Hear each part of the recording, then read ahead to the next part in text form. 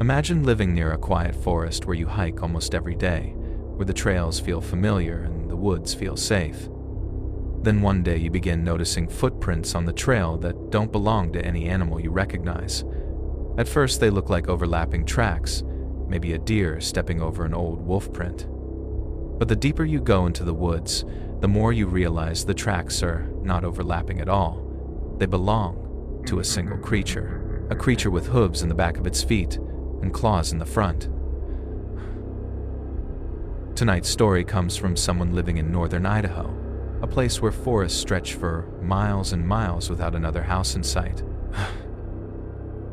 Welcome back to True Haunting Log, the place where real people share their most terrifying encounters with the unexplained. If you have experienced something strange, paranormal, or something that still keeps you awake at night, you can send your story to truehauntinglog@gmail.com for a chance to have it featured here on the channel. Now turn down the lights, get comfortable, and let's step into tonight's story. Story 112, My Monster in the Woods. First, I want to say that I'm not telling this story because I'm trying to scare people or make something sound more dramatic than it really was. I'm sharing it because I genuinely want answers. Whatever I saw in those woods is easily the most terrifying thing I have ever encountered in my life, and I still don't know what it was. I live in northern Idaho, outside a small town that most people probably wouldn't even recognize on a map. The area where I live is mostly forest and mountains, with only a few scattered houses spread out across miles of land. My nearest neighbors live far enough away that we rarely see each other, and to be honest, we don't really talk much anyway. Most of the time that isolation is something I enjoy. I've always liked being outdoors. On days when I'm not working, I usually spend my time hiking through the woods or fishing along one of the rivers nearby. I know the trails around my house better than most people know the streets in their own neighborhood. Or at least I thought I did. About 6 months ago, I started noticing something strange during my hikes. At first, it seemed like nothing important. I would occasionally come across footprints in the dirt along the trail that didn't look quite right. They weren't clean prints like you'd expect from a deer or a wolf.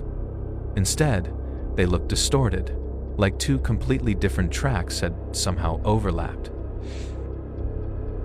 The back half of the print usually looked like a hoof, something very similar to what you'd see from a deer or elk, but the front half of the track was different. Instead of splitting like a hoof should, it had several pointed impressions like toes ending in claws. The first time I saw them, I assumed it was just coincidence. Maybe a deer had stepped over an older wolf track, creating the illusion of a single strange footprint. That kind of thing happens in the woods more often than people realize, but then I started seeing them again. At first, it was once every few days. I'd notice one or two of the prints along the trail while I was hiking deeper into the forest. Each time they looked slightly different depending on the ground, but the pattern was always the same: hoof shape in the back, clawed toes in the front. The thing that bothered me the most was the size. The prints were bigger than any deer track I had ever seen. Still, I didn't think too much about it. When you spend enough time outdoors, you get used to seeing strange things. Tracks get distorted by weather.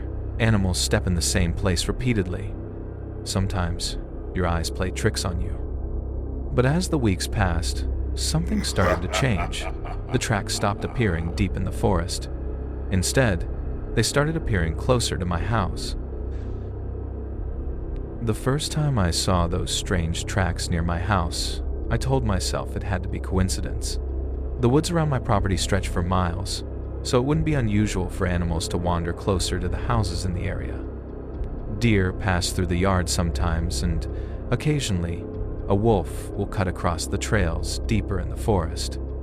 But these tracks didn't belong to either of those animals.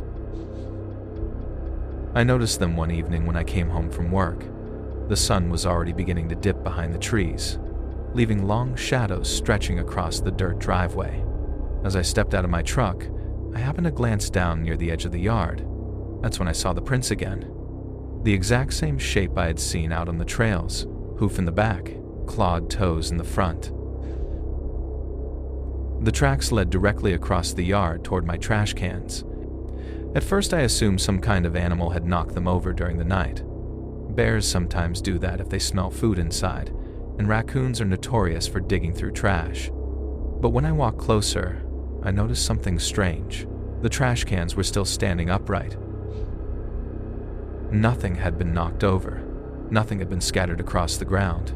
And yet the strange tracks circled the cans several times like something had been walking around them, studying them.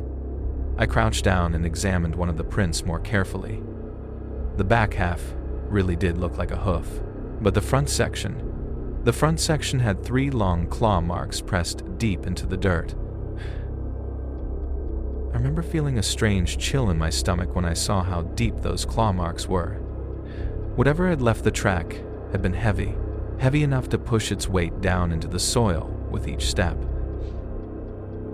I stood up and looked around the yard, expecting to see something moving along the edge of the forest. But the trees were quiet, the evening air was still, and the forest beyond my property looked exactly the way it always did. Dark, dense, silent. For a moment I considered following the tracks into the woods to see where they went, but something about them made me hesitate. I had spent years hiking these trails, and I knew the tracks of almost every animal in the region. These didn't match anything I recognized. I tried to laugh it off. Maybe it really was 2 animals stepping in the same spot. Maybe the ground had been soft enough to distort the prints. Maybe I was just overthinking it. But as I turned to head back toward the house, I noticed something else. The tracks didn't just circle the trash cans. They led right up to the back door of my house. And then they stopped. There were no tracks leading away.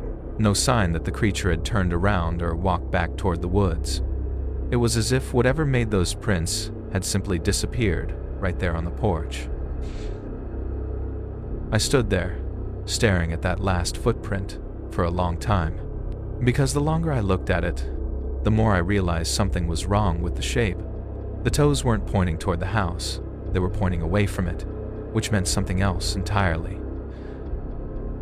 Whatever had been standing on my porch that night had been facing the door and listening. After seeing those tracks on my porch, I didn't sleep very well that night. I kept telling myself there had to be some kind of explanation, but the longer I lay there in the dark, the more my mind kept returning to the same thought. Something had walked all the way up to my house, and whatever it was had stopped right outside my door.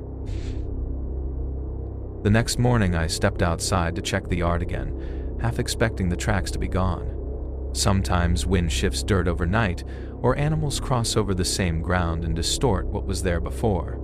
But the tracks were still there, the same hoof shape in the back, the same clawed toes in the front. They were pressed deep enough into the soil that they hadn't faded at all. I followed them slowly across the yard. They circled the trash cans again, just like the night before. The ground around them looked disturbed, like something had paced there for a while before moving toward the house. But once again, the tracks stopped on the porch. No return path, no trail leading back into the woods. Just that final print sitting there like a question I couldn't answer. For the next few days, I tried to ignore it. I went back to my normal routine, working during the day and spending time outdoors whenever I could. I told myself that if the tracks appeared again, I would take pictures this time so I could figure out what animal might be responsible. But the tracks didn't appear during the day. They appeared at night. The first sign something was wrong happened 3 nights later. I woke up sometime after midnight to a noise outside the house. At first, it sounded like something bumping into one of the trash cans. That wasn't unusual. Raccoons sometimes climb into them looking for food, and occasionally a stray dog wanders through the property. But this noise was heavier. I stayed in bed listening.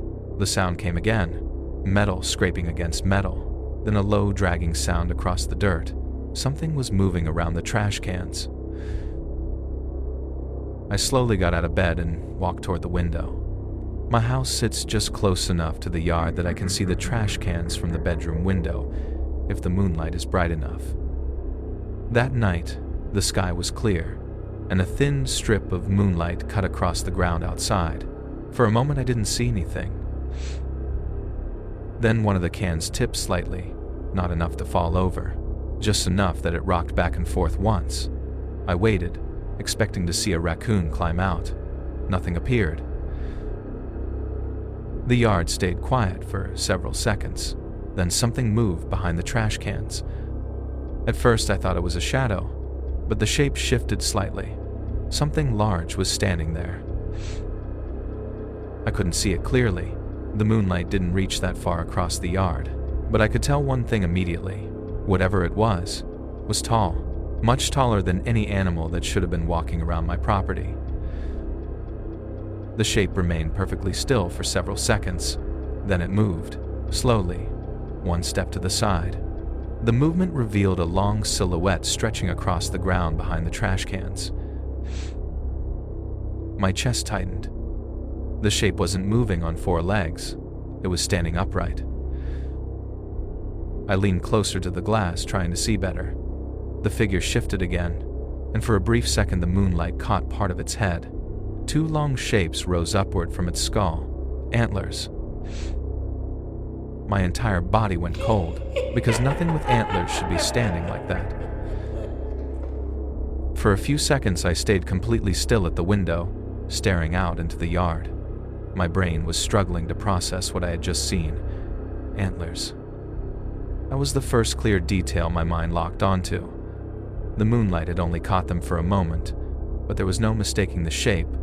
They were large, branching outward like the antlers of an elk, but the rest of the silhouette standing near the trash cans didn't match anything that should have been carrying antlers in the first place. The figure moved again, and the long shadow it cast across the ground shifted slightly. I realized then that the thing wasn't standing naturally. Its posture looked wrong, like its back was hunched forward while its shoulders sat too high. The shape of its body looked uneven, almost twisted, like several different animals had been forced together in a way they weren't meant to be. For a moment I thought maybe it was an elk that had wandered too close to the house and had reared up against the trash cans. Elk can get curious around human areas sometimes, especially if they smell food, but the more I stared at the figure, the less that explanation made sense. The head turned slowly toward the house. The movement was slow enough that it took me a moment to realize it had even happened. But when the moonlight finally caught its face clearly, my stomach dropped. It wasn't the head of a deer. It looked like the head of a wolf. The muzzle was long and narrow, the shape unmistakably canine, but the proportions were wrong. The head looked too large for the body beneath it, and the neck that held it seemed stretched and thin, like it was struggling to support the weight. For several seconds, the creature simply stared toward the house. I felt my chest tighten because I had the sudden, terrible feeling that it knew I was watching it. Then the creature moved again, one slow step forward. The movement revealed more of its body in the moonlight. Its legs looked long and uneven, with joints bending at strange angles as it walked. The feet were large and misshapen, exactly like the tracks I had been finding on the trails and in my yard. Even from the distance, I could see the strange shape clearly now. The back of the foot ended in something resembling a hoof, but the front stretched outward into clawed toes that dug into the dirt with each step. The creature stopped beside the trash cans again. Its shoulders lifted slightly as it leaned forward. That's when I saw something else attached to its back. At first I thought it was just fur hanging down from its shoulders. But as the creature shifted again, the moonlight revealed the shape more clearly. They were wings. Not the large feathered wings you would imagine on a bird. These looked torn and ragged, like thin strips of dark skin stretched between crooked bones. They hung awkwardly from the creature's shoulders, folded close to its body in a way that made them almost invisible unless the light hit them just right. For several seconds, the creature remained motionless beside the trash cans. Then it lowered its head. The movement made my heart jump because I realized it was looking directly at the ground, at the same place where the strange tracks had appeared earlier. The creature sniffed the dirt slowly, moving its head back and forth like it was examining the ground. The long antlers scraped lightly against one of the trash cans as it shifted. Then it lifted its head again, and this time, its eyes caught the moonlight. Two yellow shapes glowed faintly in the darkness. They were fixed directly on my window. And in that moment, I realized something that made the fear in my chest grow even heavier. The creature hadn't been wandering into my yard by accident. It had been coming here on purpose. The moment those yellow eyes locked onto my window, something inside my chest tightened so hard it felt like I couldn't breathe. Up until that point, I had still been trying to convince myself that what I was seeing might somehow be an animal behaving strangely in the dark. Maybe the shadows were distorting the shape of its body. Maybe the antlers were catching the light in a way that made everything look worse than it really was. But when it looked directly at me, that illusion disappeared. Those eyes weren't the eyes of an animal that had simply wandered too close to a house. They were focused, intent, aware. The creature didn't blink. It just stared at the window as if it had known I was standing there the entire time. For several seconds, neither of us moved. Then the creature tilted its head slightly. The motion was disturbingly similar to the way a curious dog might tilt its head while studying something unfamiliar. But the movement felt wrong on something that large. The antlers shifted with the motion, their long branches scraping lightly against the side of the trash can beside it. I stayed perfectly still behind the glass, barely breathing. The creature lowered its head again and sniffed the ground once more, but this time it began moving slowly across the yard. One step, then another. Each step dug those strange, misshapen feet into the dirt. The way it moved was unsettling. Its body seemed to sway slightly as it walked, almost like it was injured or struggling to move correctly. But despite the awkward motion, it covered the ground steadily, and it was moving toward the house. My heart started pounding harder as the distance between us shrank. I watched the creature cross the yard in slow, deliberate steps, its wings shifting slightly against its shoulders as it walked. The closer it came, the more details I could see. Its fur looked patchy and rough, hanging unevenly across its body. In some places, the fur was thick and dark, while in other places, the skin beneath looked exposed and raw. The smell reached the window before the creature did. Even through the glass, I could detect it.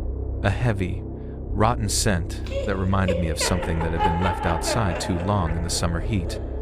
The creature stopped about halfway across the yard. Its yellow eyes never left the window. For a moment, I thought it might charge the house. Instead, it simply stood there, watching, studying.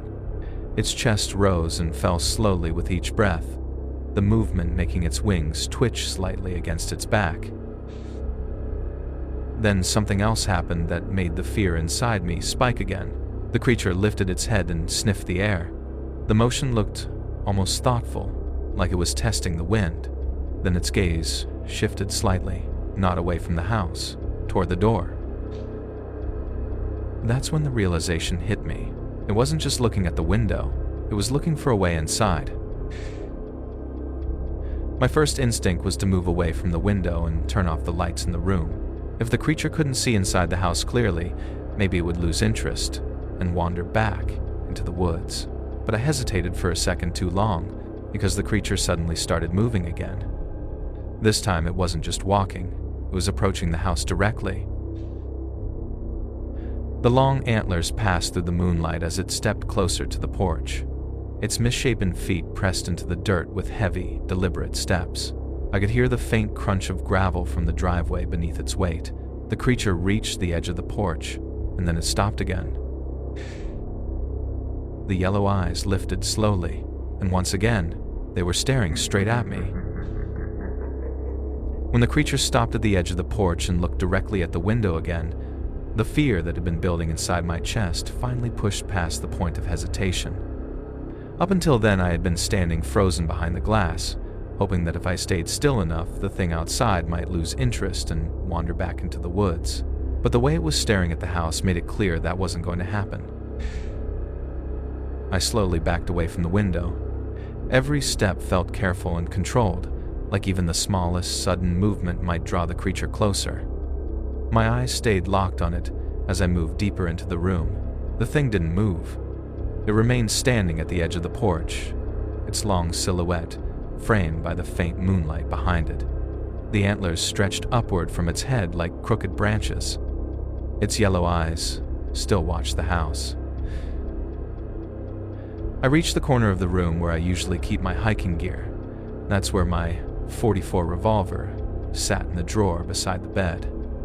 Living out in an area surrounded by forest means you learn quickly to keep something nearby in case you run into a bear or a mountain lion. My hand trembled slightly as I pulled the drawer open. The metal of the gun felt cold when I wrapped my fingers around it. Holding it steadied me a little. Not because I suddenly felt brave, but because it gave me something solid to focus on besides the thing outside the window. I turned slowly and moved back toward the glass. The creature hadn't moved. It was still standing at the edge of the porch exactly where I had last seen it, but now I could see more of its face. The muzzle of the wolf-like head pointed slightly upward as it sniffed the air again. The skin around its mouth looked tight and pulled back slightly, revealing long, jagged teeth beneath the lips. The thing didn't look like it was preparing to attack, but it didn't look like it was afraid either. It looked curious, like it was studying the house. My mind kept returning to the strange tracks I had been seeing for weeks. The hoof shape in the back of the prints, the clawed toes in the front. Standing there with the revolver in my hand, looking at the creature more clearly than before, I realized something that made the fear deepen. Those prints matched the feet of the thing standing outside. The creature lifted its head slightly. For a moment, its yellow eyes shifted away from the window. They moved toward the trash cans behind it, then back to the house, then, slowly, toward the door. My grip tightened around the revolver. I knew if the thing stepped onto the porch and tried the door, there wouldn't be much distance between us. The creature took one slow step forward. The wooden boards of the porch creaked faintly under its weight. The sound made my heart jump. That was the moment I realized the distance between us had become too small. If it came any closer, I wouldn't have time to think. The creature lifted one of its misshapen feet and placed it fully onto the porch. The long claws at the front of the foot scraped lightly across the wood as it shifted its weight forward. Its wings twitched slightly against its shoulders. The yellow eyes returned to the window again. For a moment, the creature simply stared at me through the glass. Then it began walking toward the door, and that's when I raised the gun. The moment I raised the revolver, the entire situation suddenly felt real in a way it hadn't before. Up until that point, some part of my brain had still been trying to convince me I was misinterpreting what I was seeing. Maybe the shadows were exaggerating the creature's size. Maybe the antlers belonged to a deer that had somehow gotten tangled with another animal. Maybe the strange posture was just an injured predator struggling to move. But the second I aimed the gun toward the porch, that illusion disappeared. I was pointing a weapon at something that clearly wasn't normal. The creature stopped moving. One of its long feet remained resting on the wooden boards of the porch, while the other still stood on the dirt below. Its body leaned slightly forward as if it had been preparing to take another step before noticing the movement inside the house. The yellow eyes locked onto me again. For a moment, the two of us simply stared at each other through the glass. The creature didn't look surprised. It didn't look afraid either. If anything, the expression on that wolf-like face seemed curious, almost thoughtful.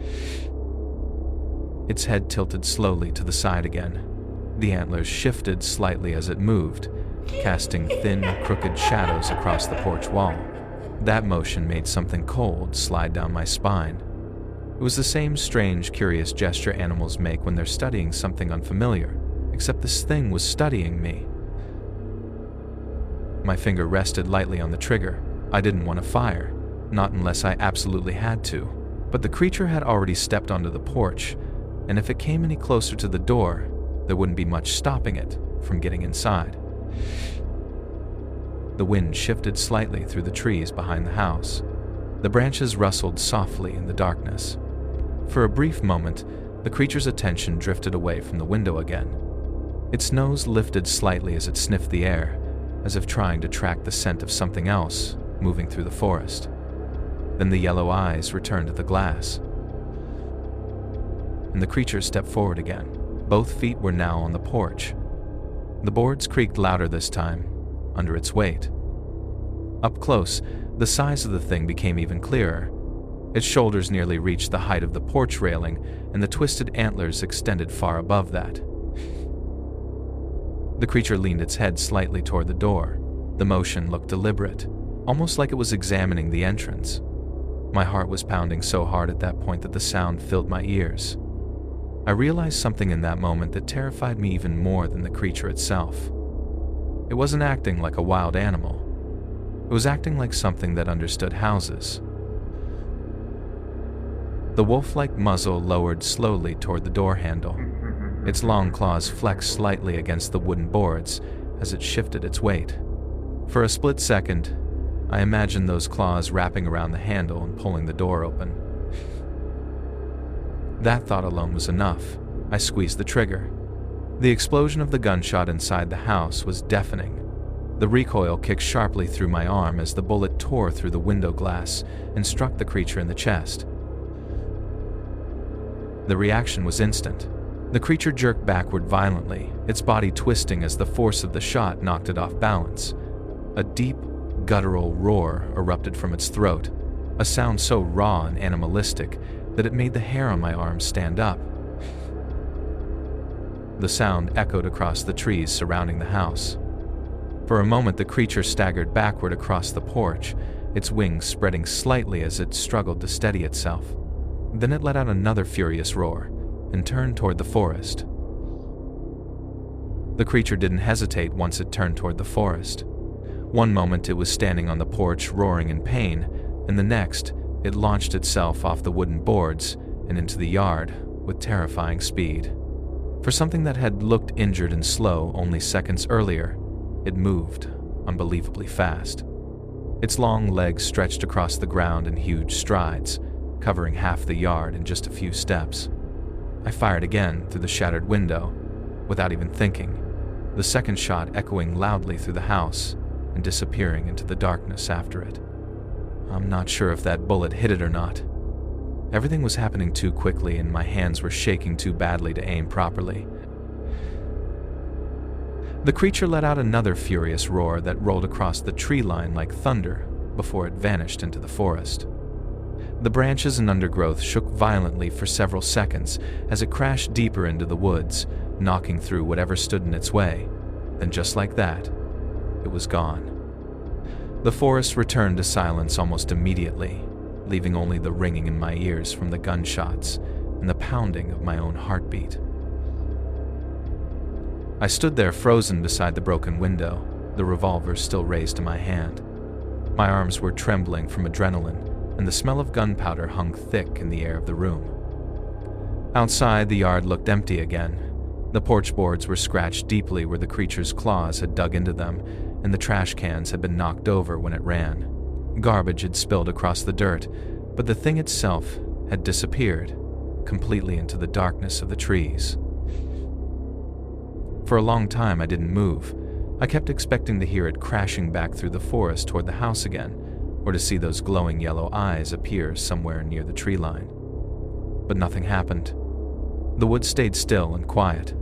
Eventually, the reality of what had just happened started sinking in. My hands lowered slowly, and I realized how hard they were shaking.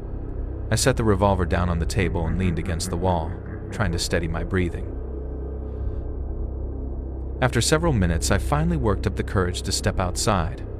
I kept the revolver with me as I pushed the front door open slowly. The night air felt colder than before, and the silence of the forest pressed in from every direction.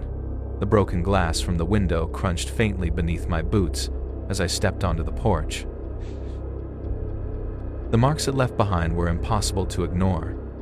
The wooden boards of the porch were gouged deeply where its claws had scraped across them. Some of the scratches ran several inches long, cutting straight through the surface of the wood. The porch railing had splintered where the creature had slammed against it when the first bullet struck. I followed the trail down into the yard where the trash cans had been knocked over. That's where I saw the footprints again. They were the same ones I had been seeing for months. Each track was enormous and twisted, with the rear half shaped like a hoof and the front half ending in long clawed toes. They were pressed deeply into the dirt, leading straight from the forest to my trash cans and then up onto the porch. What stopped me cold was what I saw next. There were dark drops scattered across the ground between the porch and the tree line. At first I thought it might be spilled garbage or mud kicked up by the creature when it ran. But when I knelt down and looked closer, I realized what it actually was. Blood. Thick, dark blood soaking into the dirt. The trail of blood led straight toward the woods where the creature had disappeared. I followed it for a few yards before the darkness of the trees swallowed the path completely. Every instinct in my body told me not to go any farther. Whatever that thing was, it had already shown it could move faster than I could react. And if it was still alive somewhere in the forest, the last place I wanted to be was walking deeper into its territory. I backed away slowly and returned to the porch. The broken window stared back at me like an open wound in the house. The silence around the property felt heavier than it ever had before. Even the usual nighttime sounds of insects and distant animals seemed quieter. I didn't sleep at all that night. I stayed inside with the revolver sitting on the table beside me, listening to every sound the forest made, until the sky finally began to lighten in the east. When morning came, I walked the property again, hoping to find some trace of where the creature had gone, but the blood trail ended only a few yards into the woods. After that, there was nothing. No body, no tracks, no sign that anything had passed through the forest at all. That was the last time I ever saw the creature. The strange footprints stopped appearing around the house after that night. Whatever I shot out there never came back. But even now, months later, I still think about it every time I step outside near dusk. I still see those yellow eyes in my mind sometimes. Still remember the way it stood on my porch, studying the house, like it understood exactly what it was looking at. And the truth is, I still don't know what I saw that night. All I know is that if I hadn't been carrying that revolver when I stepped outside, I'm not sure I would be here telling this story. Encounters like this are the kind that stay with you long after the moment has passed. When you spend enough time in deep wilderness, you learn the difference between normal wildlife behavior and something that doesn't belong. The creature described in this story didn't move like a bear, a wolf, or any animal known to live in northern Idaho. The strange hybrid tracks, the antlers, the wings, the way it watched the house before approaching, all of it suggests something far more disturbing than a simple predator wandering too close to human territory.